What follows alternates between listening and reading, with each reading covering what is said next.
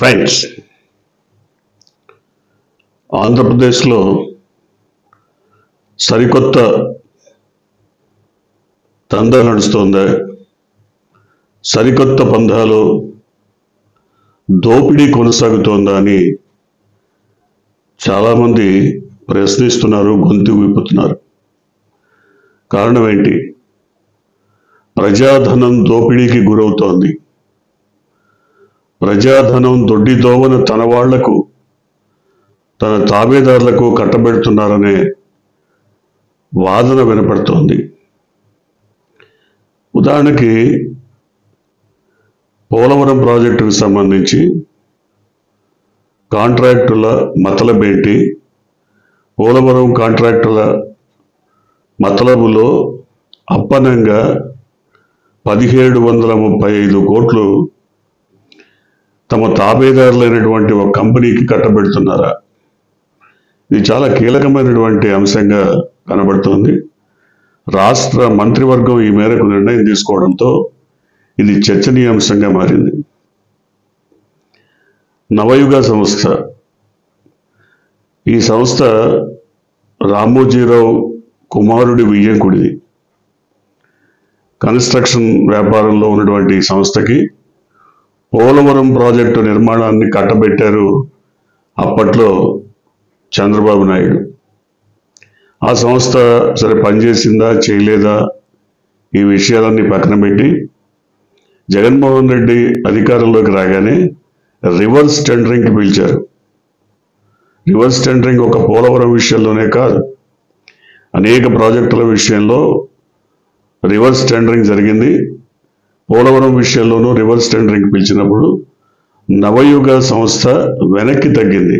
మేము టెండర్స్లో పాల్గొనమని చెప్పింది. కానీ మెగా ఇంజనీరింగ్ సంస్థ మాత్రం అప్పటికి కోట్ చేసి ఉన్నటువంటి, అంటే నవయుగ సంస్థకి కోట్ చేసి అప్పనంగా అప్పగించినటువంటి కాంట్రాక్టు కంటే 12% తక్కువగా, అంటే దాదాపు 850 నుంచి 900 కోట్లు తక్కువగా కోట్ చేసింది. ఆ సంస్థ ఒకటే టెండర్స్ వేయటం, దానికి 850 నుంచి 900 కోట్లు ఆదా చేసింది. కాబట్టి కాంట్రాక్ట్ని మెగా సంస్థకి అప్పగించడం జరిగిపోయింది. ఆ తర్వాత రకరకాల కారణాలు 2020లో ఈ కాంట్రాక్ట్ వచ్చిన తర్వాత దాదాపుగా 2 సంవత్సరాల పాటు స్పీడ్గా వర్క్ చేయలేకపోయింది మెగా సంస్థ. కారణం, ఆ 2 సంవత్సరాలు ప్రపంచమంతా కరోనా వల్ల స్తంభించిపోయినటువంటి పరిస్థితి. ఆ తర్వాత వర్క్స్ కొంత ఊపందుకున్నాయి. కానీ ఊపందుకున్న నేపథ్యంలోనే భారీగా వరదలు రావటం, డయాఫ్రామ్ వాల్ కొట్టుకుపోవటం జరిగింది. మొత్తం ఈ వ్యవహారాలన్నీ చూసిన తర్వాత ఎక్కడో ఏదో ఒక లోపం ఉంది, ఎక్కడో ఏదో జరిగింది. 2 సంవత్సరాలు లేటుగా పనులు ప్రారంభించాల్సి రావటం, ధరలు పెరిగిపోవటం, రకరకాల కారణాల వల్ల టెండర్లో కొంత ఎస్కలేషన్ జరిగింది. కొంత అధిక వ్యయాన్ని కూడా ప్రభుత్వం భరించాల్సి వచ్చిందని ఇవాళ తెలుగుదేశం పత్రిక ఒకటి భారీ ఎత్తున వ్యాసం రాసింది. సరే, ఆ పత్రిక ఏదో అందరికీ తెలుసు. అయితే అందులో ఆ పత్రిక చెప్పదలుచుకుంది ఏంటంటే, జగన్మోహన్ రెడ్డి తీసుకున్న నిర్ణయం వల్ల, కాంట్రాక్టుని మార్చడం వల్ల, రివర్స్ టెండరింగ్ వల్ల ఒక నవయుగ సంస్థ నష్టపోయింది. ఆ సంస్థ ఆర్బిట్రేషన్కి వెళ్ళింది. ఆర్బిట్రేషన్ అంటే నథింగ్ బట్ కోర్టు లాంటిది. ఆర్బిట్రేషన్కి వెళ్ళింది. ఆర్బిట్రేషన్లో 1735 కోట్ల రూపాయలు ఆ సంస్థకు పరిహారంగా చెల్లించాలని మరి కోర్టు తీర్పు ఇచ్చింది. అది చెల్లించాల్సిందే అని రాష్ట్ర మంత్రివర్గం తీర్మానించింది, నిర్ణయం తీసుకుంది. వాళ్ళు పనులు చేశారని కాదు, పనులు చేసినందువల్ల ఇవ్వటం కాదు, లేదా వాళ్ళకి ఇంకేదో ఇన్సెంటివ్ ఇవ్వటం కాదు, వాళ్ళు నష్టపోయామని చెప్పినందువల్ల 1735 కోట్లు ప్రజాధనాన్ని అప్పనంగా దోచిపెట్టే పరిస్థితి. ఇదెక్కడి రాజకీయం? కోట్లది కోట్లు. రామోజీరావు సంస్మరణ సభ జరపాలంటే 12 కోట్లు ప్రజాధనం ఖర్చు. తెలుగుదేశం ఆఫీసు మీద దాడి జరిగినా, లేకపోతే రఘురామకృష్ణరాజుని అరెస్ట్ చేసినా ప్రజాధనం ఖర్చు పెట్టి లాయర్లకు కోట్ల రూపాయల ఫీజులు ఇచ్చి వాళ్ళు వాదిస్తారు. అవి ప్రైవేట్ కేసులు కదా, వాటికి ప్రజాధనానికి సంబంధం ఏంటి? ఇది కూడా అంతే. వాళ్ళు నష్టపోయినాము మేము అనుకుంటే వాళ్ళు మళ్ళీ కోర్టుకు వెళ్ళొచ్చు. రాష్ట్ర ప్రభుత్వం కూడా కోర్టుకు వెళ్ళొచ్చు. వాళ్ళు నష్టపోవడం ఏంటి? ఎట్లా నష్టపోయారు? రివర్స్ టెండరింగ్లో వాళ్ళు పాల్గొనలేదు. పాల్గొని ఒకవేళ ఏదైనా ఇబ్బంది పడ్డామంటే అర్థం ఉంది. వాళ్ళు రివర్స్ టెండరింగ్ రాదు అన్నారు. రామంటమే కాదు, దాదాపు 900 కోట్ల రూపాయలు తగ్గించి మెగా ఇంజనీరింగ్ ప్రాజెక్ట్ తీసుకుంది కదా ఇంజనీరింగ్ సంస్థ. అంటే నవయుగ సంస్థకి 900 కోట్లు ఎక్సెస్ ఇచ్చినట్టే కదా చంద్రబాబు. అప్పనంగా పంచిపెట్టినట్టయితే 1-2 కాదు 900 కోట్లు. మరి ఈ విషయాన్ని ఎందుకు ప్రస్తావించట్లేదు? రాష్ట్ర ప్రభుత్వం ముందు ఆప్షన్స్ ఉన్నాయి కదా. ఆర్బిట్రేషన్ ఉంటే హైకోర్టుకి వెళ్ళొచ్చు, సుప్రీంకోర్టుకి వెళ్ళొచ్చు, వాదించవచ్చు. మేము ఎట్లా ఇస్తాం, మేము ఇవ్వటానికి వీలు లేదు, ఇది ప్రజాధనం అని చెప్పచ్చు కదా. మరి ఎందుకని నవయుగ సంస్థకి 1735 కోట్లు అప్పనంగా దోచిపెట్టాలని నిర్ణయం జరిగిపోయింది?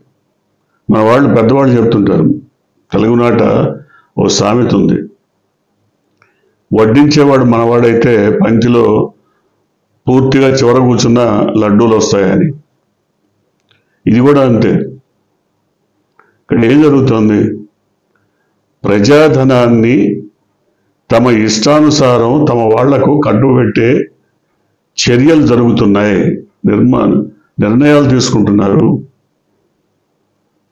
ఓ పక్క డబ్బు లేదంటారు, ఓ పక్క మరి ఏ అభివృద్ధి కార్యక్రమం చేయాలన్నా జగన్ డబ్బు లేకుండా చేసి వెళ్ళిపోయాడంటారు.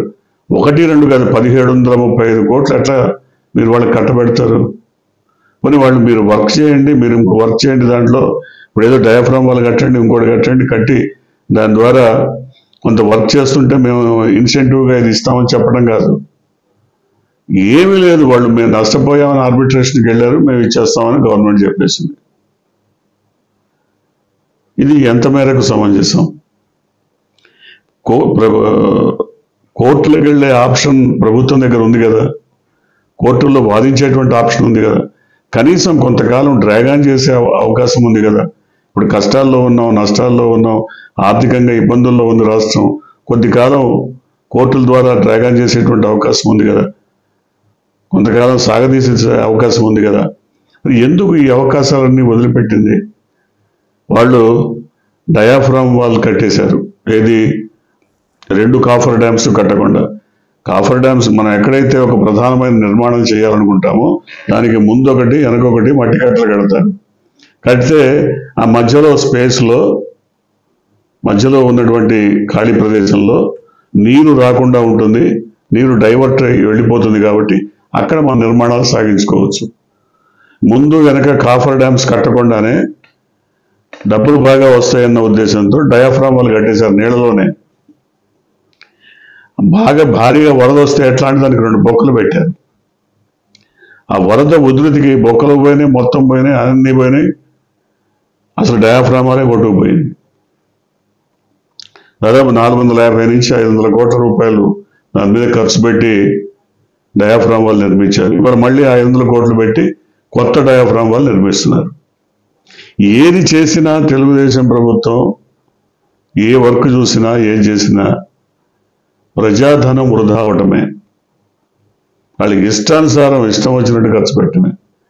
మరి జగన్మోహన్ రెడ్డి తప్పు చేశాడు, ఆయన ఏదో మెగా ఇంజనీరింగ్ సంస్థకి ఇవ్వడం అది ఇదని ఇవాళ ఏదో తెలుగుదేశం పార్టీ రాసింది. ఎస్, తప్పు చేశాడు.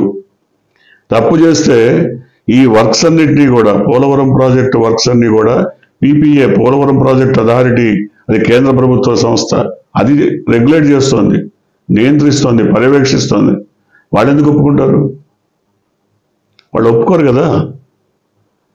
కేంద్ర జలవనరుల శాఖ మరి పూర్తిగా వాళ్ళు కన్సైన్మెంట్ ఇస్తే తప్ప ఏది వర్క్ జరగదు.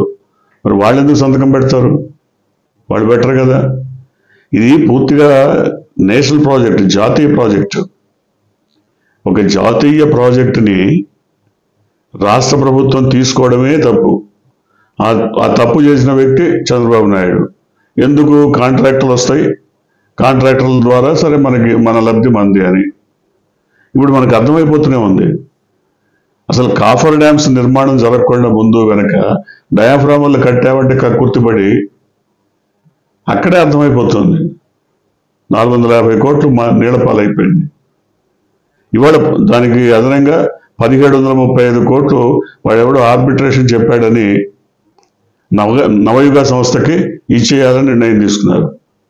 మరి దీని మీద, ఇట్లాంటి అంశాల మీద వైసీపీ మాట్లాడదేమో, లేదా మాట్లాడితే ఇబ్బందిని భావిస్తుందో తెలియదు. కానీ నిజానికి ఇట్లాంటి అంశాల మీద వాళ్ళు పోరాడాల్సినటువంటి అవసరం ఉంది. మేము రివర్స్ టెండరింగ్ అని పెట్టి దాదాపు 850 నుంచి 900 కోట్లు రాష్ట్ర ప్రభుత్వానికి ఆదా చేస్తే ఇవాళ వాళ్ళు నష్టపోయారని ఆ డబ్బుని ఖాళీగా అసలు ఏ వర్క్ చేయకపోయినా ఇంట్లో కూర్చున్నా తీసుకెళ్లి 1735 కోట్లు ఇస్తున్నారంటే ఈ ఎంతవరకు న్యాయం? పోనీ ఆ సంస్థ ఏదైనా చిన్న చితక సంస్థ, వాళ్ళు ఆర్థికంగా చితికిపోయేటువంటి వాళ్ళ అంటే కాదు. చెప్తున్నాం కదా, రామోజీరావు కొడుకు వియ్యంకుడి సంస్థ, 100,000 కోట్ల రూపాయలు ఆర్జించినటువంటి సంస్థ. వాళ్ళకి సంబంధించిందే భారత్ బయోటెక్ కూడా.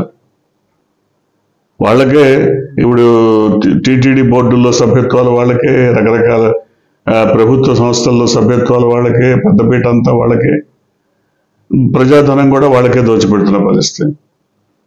ఇవన్నీ కూడా ప్రజలకి తెలియకుండా జరుగుతున్నటువంటివి. దాదాపుగా ఈ 10 నెలల కాలంలో దాదాపు 100కు పైగా జీవోలు అసలు వెబ్సైట్లో పెట్టలేదు. గవర్నమెంట్ వెబ్సైట్లో 100కు పైగా జీవోలు, చీకటి జీవోలు ఇచ్చేసింది గవర్నమెంట్. మరి అంతకుముందు జగన్మోహన్ రెడ్డి ఉన్నప్పుడు ఈ జీవోల పైన పోరాటం చేసి అసలు ఎందుకు పెట్టట్లేదు ఏంటి అని కోర్టుకు వెళ్ళి గందరగోళం చేసి రోడ్ల మీద విరుచుకుపడి నానాయాగి చేసినటువంటి చంద్రబాబు నాయుడు ఇవాళ వాళ్ళు వచ్చిన ఈ 10-11 నెలల కాలంలో ఒక్క జీవోల గురించి కూడా వెబ్సైట్లో పెట్టలా. ఆంధ్రప్రదేశ్ పోర్టల్లో లేదు ఒక్క జీవో కూడా. అన్ని రహస్య జీవోలే. ఎందుకని ఇప్పుడు అంత ఇదిగా చేస్తున్నారు? అంటే ప్రజాధనాన్ని దుర్వినియోగం చేయటమా, దోచుకోవటమా, లేదా ప్రజాధనాన్ని ఇష్టం వచ్చినట్టు ఖర్చు చేయటమా?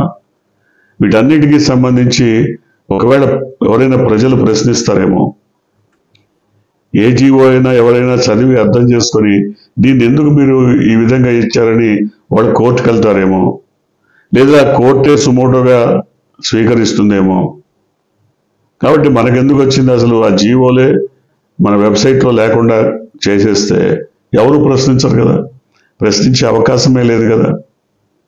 సో అందువల్ల ఇవాళ పోలవరం ప్రాజెక్టు నిర్మాణం వేగవంతమైందా కాలేదా, పనులేం జరుగుతున్నాయన్న విషయాన్ని పక్కన పెట్టి దాదాపు 1735 కోట్ల రూపాయల ప్రజాధనాన్ని తమ తాబేదారులైనటువంటి, తమ వర్గం వారైనటువంటి, తమకు చెందినటువంటి నవయుగ సంస్థకి కట్టబెట్టాలని మరి రాష్ట్ర మంత్రివర్గ నిర్ణయం తీసుకోవటం మాత్రం ఖచ్చితంగా సమర్థనీయం కాదనేది నిపుణుల అభిప్రాయం. చూద్దాం మరి ఏం జరగబోతుందో.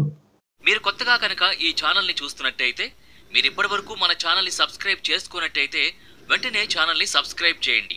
వెంటనే వీడియోని లైక్ చేసి షేర్ చేయండి. బెల్ ఐకాన్ని